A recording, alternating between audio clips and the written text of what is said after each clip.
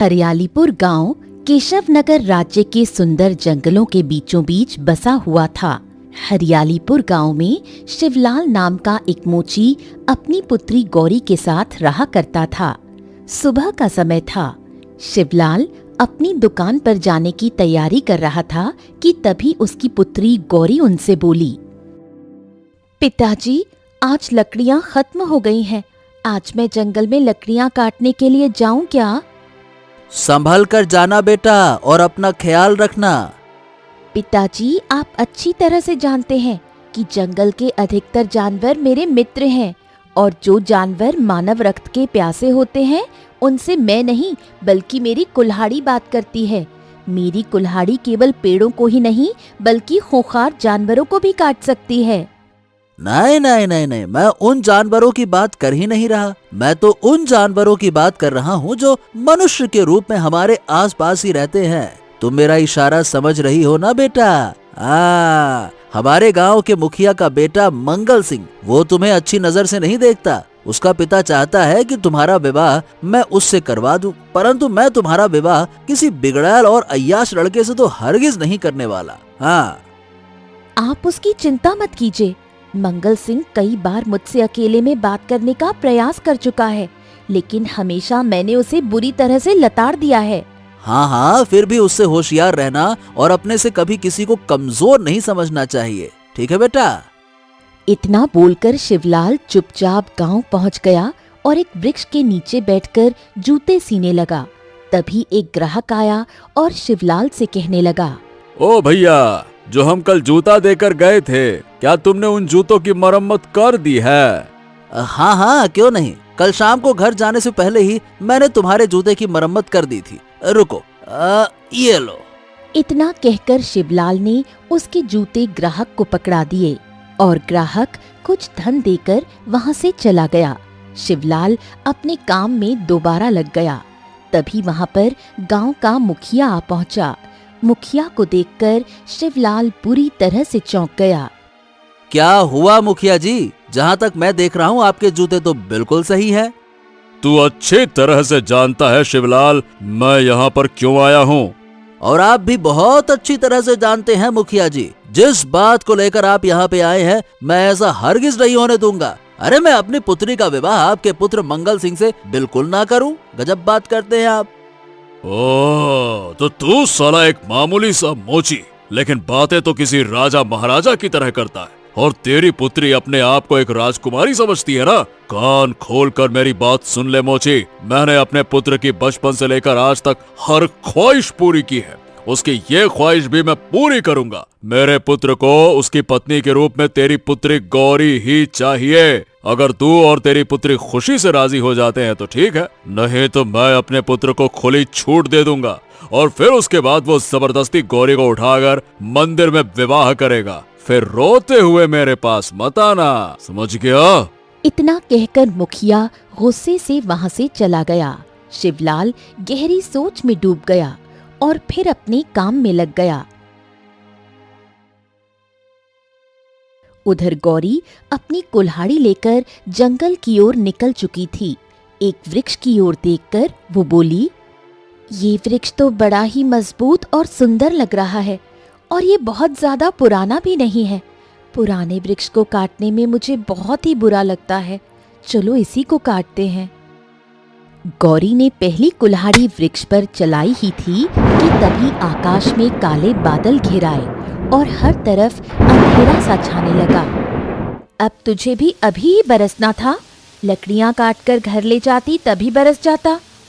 इतना कहकर गौरी इधर उधर बारिश से बचने के लिए कोई ठिकाना देखने लगी।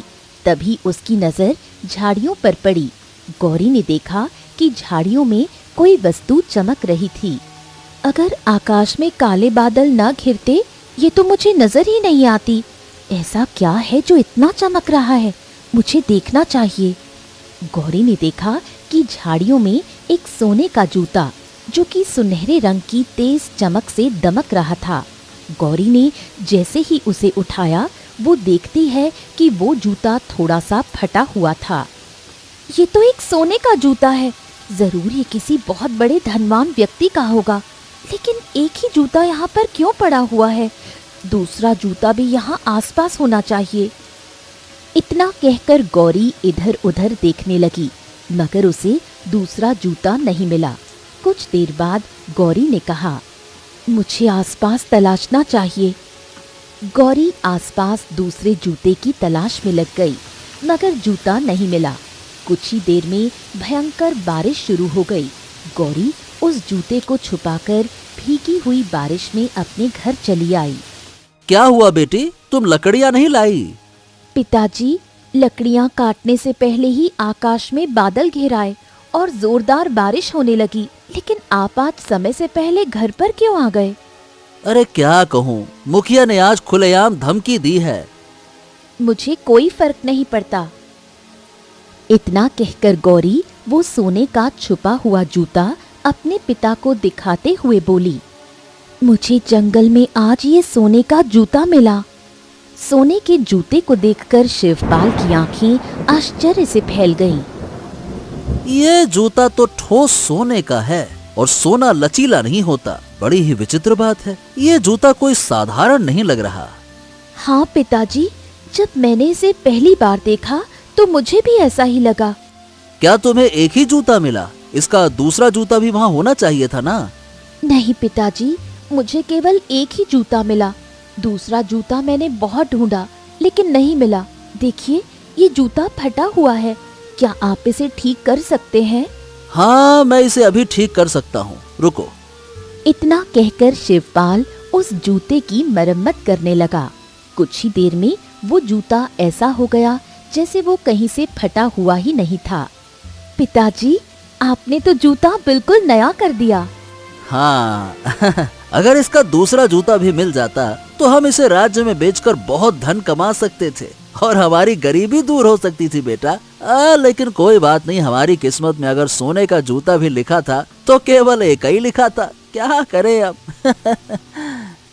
गौरी गहरी सोच में डूबते हुए बोली, पिताजी, जंगल के जिस स्थान पर मुझे ये जूता मिला है वो रास्ता गहरे जंगलों से होकर सीधे केशव नगर राज्य की ओर जाता है। हो सकता है कि किसी यात्री का ये जूता वहाँ गिरा हो और दूसरा जूता उससे आगे किसी स्थान पर गिरा हो। जो भी हो, लेकिन इतना तो तय है कि ये जूता जिसका भी है वो केशव नगर राज्य का रहने वाला है और वो केशव नगर राज्य ही गया है। मैं उसके दूसरे जूते को ढूंढने का प्रयास जरूर करूंगी। इधर दूसरी ओर केशव नगर राज्य के राजमहल से थोड़ी दूर पर एक घने वृक्ष के नीचे राजकुमार विक्रांत उदासी में डूबा खड़ा था। तभी वहाँ पर राजा जगत सिंह एक तांत्रिक के साथ वहाँ पहुँच गए। 3 दिन से ज्यादा का समय हो चुका है, क्या तुम्हें अब भी याद नहीं आ रहा कि तुम्हारे सोने के जूते तुम्हारे पैर से कैसे गायब हो गए? पिताजी, सच में मेरी बात का विश्वास कीजिए। मैं अपनी मंजिल की ओर ही था, लेकिन अचानक से पता नहीं मुझे क्या हो गया। मुझे सब कुछ घूमता हुआ सा महसूस हुआ और पहली बार जब मुझे होश आया तो मेरी आंख एक जंगल में खुली और मेरे पैर का जूता गायब था। तभी मैं दोबारा बेहोश हो गया। उसके बाद जब मुझे होश आया तो मैंने खुद को केशव नगर की सीमा के निकट पाया और तब तक मेरे दोनों पैर से जूते गायब हो चुके थे। ओहो, बकवास बंद करो। कैसे राजकुमार हो तुम तो अपने पैरों के जूतों तक की रक्षा नहीं कर सके, तो फिर तुम राजा बनने के बाद प्रजा की रक्षा क्या खाक करोगे? तभी तांत्रिक, जो अब तक चुपचाप खड़ा था, राजकुमार की ओर बड़े ही रहस्यमयी अंदाज में देखते हुए बोला, सच सच बताओ राजकुमार, जब तुम अपनी मंजिल की ओर जा रहे थे तब क्या तुम्हारे मन में थोड़ा सा भी डर जागा था? क्या तुम्हें ऐसा लगा था कि तुम कहीं हार न जाओ, कहीं तुम मर न जाओ? क्या तुम्हारा विश्वास तो नहीं डगमगाया? हाँ, एक पल को मेरे मन में ये विचार आया था और तभी मुझे ये सब कुछ घूमता हुआ महसूस हुआ। ये सुनकर तांत्रिक ने राजा जगत सिंह की ओर गंभीरता से कहा, मैंने तो आपसे पहले ही कहा था महाराज, अगर राजकुमार के मन में जरा सी भी शंका जागी तो परिणाम इसके विपरीत भी हो सकता है। अरे कितनी मुश्किलों से उस तांत्रिक ने उसका सामना करने के लिए वो जादुई सोने के जूते बनाए थे और मैंने कितने विश्वास के साथ वो तुम्हें जूते पहनाकर भेजा था, लेकिन तुम ना तो अपनी मंजिल तक पहुंच पाए और ऊपर से वो जूते भी गवाए। धैर्य रखिए महाराज, धैर्य रखिए। वो सोने के जूते चमत्कारी हैं, कोई भी उन्हें ऐरा गहरा मनुष्य ले नहीं जा सकता। वो जूते जिसे स्वीकार करते हैं वही उन्हें पहन सकता है। उन जूतों ने राजकुमार विक्रांत को चुना था, तभी वो उन्हें पहन पाया था। ये बात अलग है कि उनके मन में शंका जाग गई और जूतों ने उसे बाद में नकार दिया। अरे खड़े खड़े यहाँ सोचने से कुछ नहीं होगा। जाओ, जाकर उन जूतों की तलाश करो। गलती तुमसे हुई है तो सुधारोगे भी तुम्ही। अब महल में तभी कदम रखना जब तुम कामयाब हो जाओ, अन्यथा मेरे महल की ओर मुड़कर भी मत देखना। जाओ। राजा जगत सिंह का आदेश सुनकर राजकुमार विक्रांत ने झुककर सिर हिलाया, फिर तुरंत अपने घोड़े पर सवार हो गया और जंगल की ओर निकल पड़ा।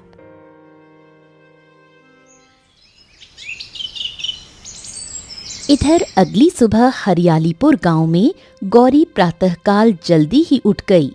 गौरी वो सोने का जूता छुपाकर घर से बाहर निकल ही रही थी कि तभी उसके पिता शिवलाल ने उसे टोका।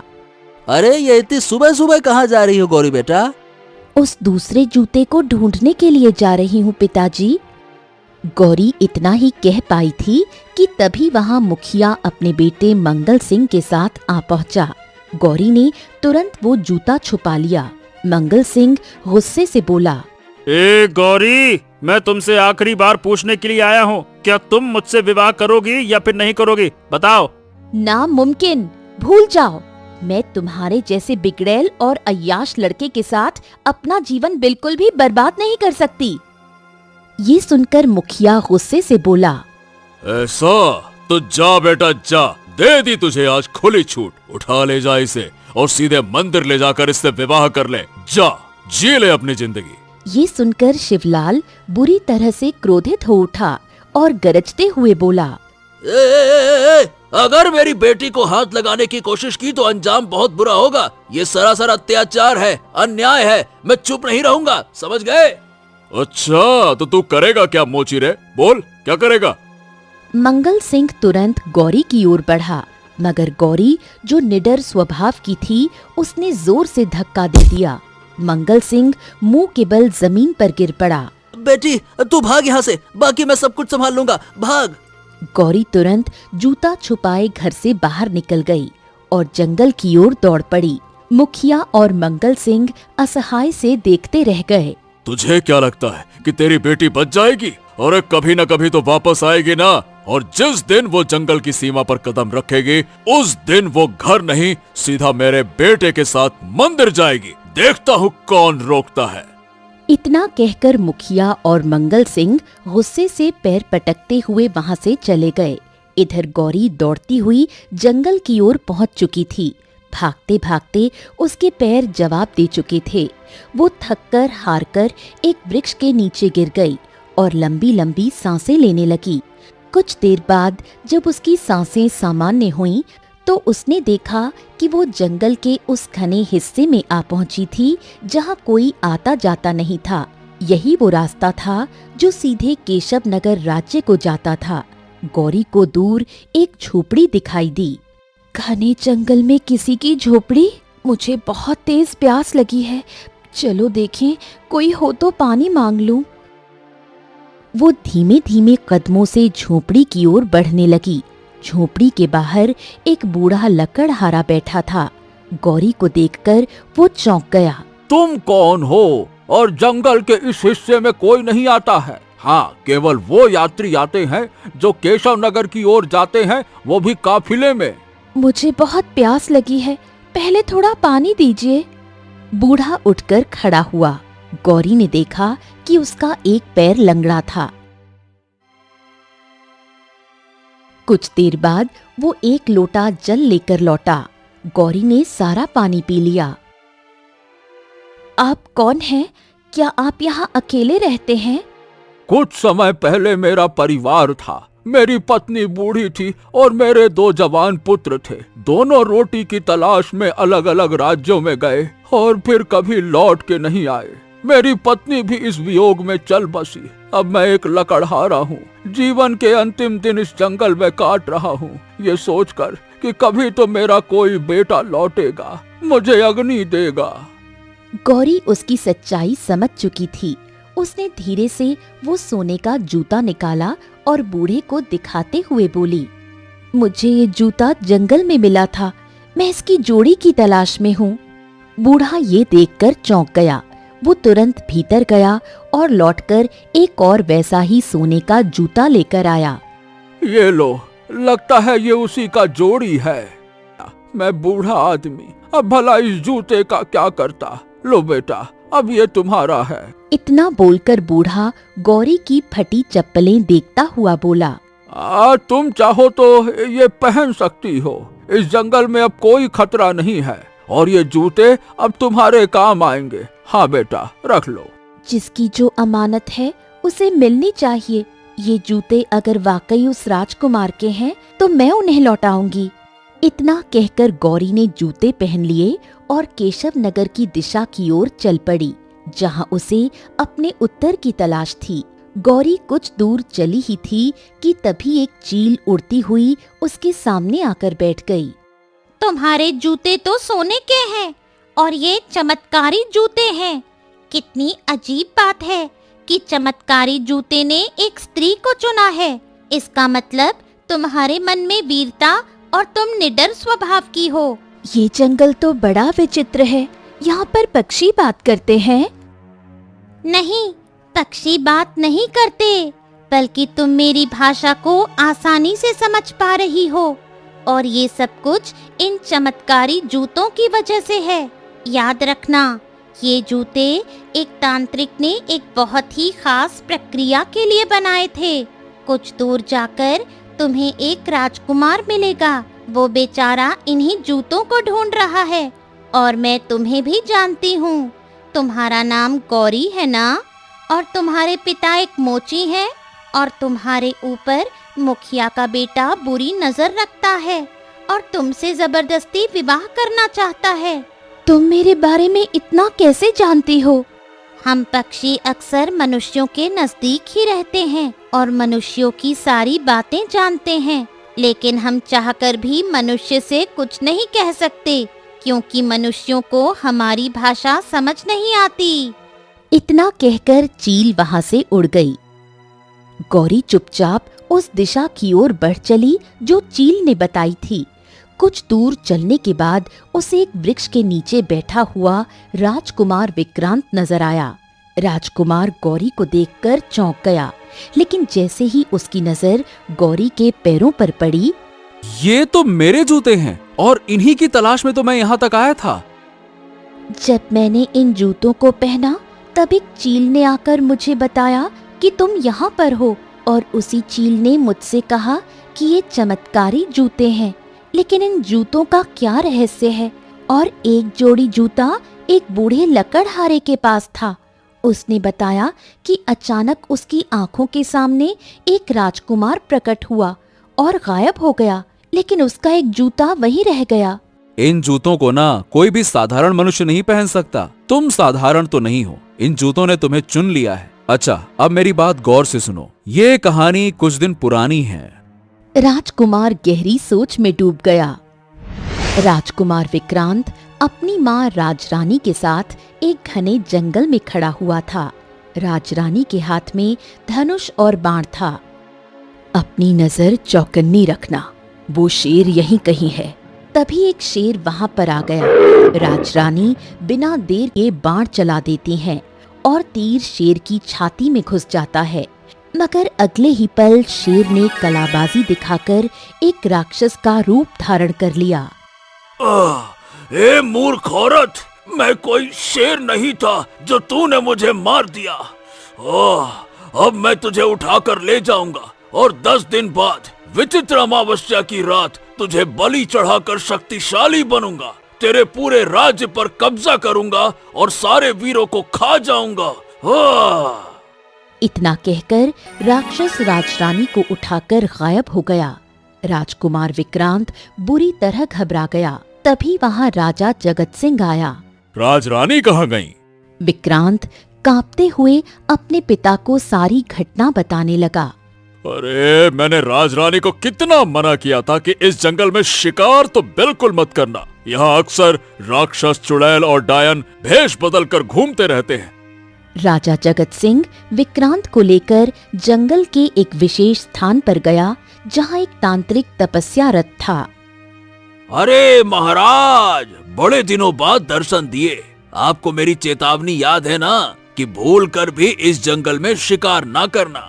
अरे पर मेरी पत्नी से गलती हो चुकी है, वो राक्षस के हाथ में पड़ गई हैं। राजा जगत सिंह तांत्रिक को सारी घटना बताने लगा।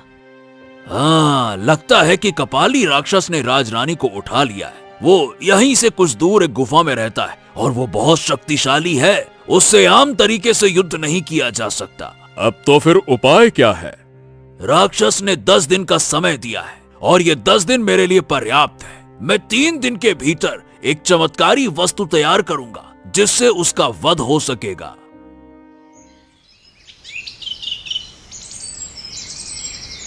तीन दिन बाद तांत्रिक महल जा पहुंचा। उसके हाथ में 2 चमकते हुए सोने के जूते थे।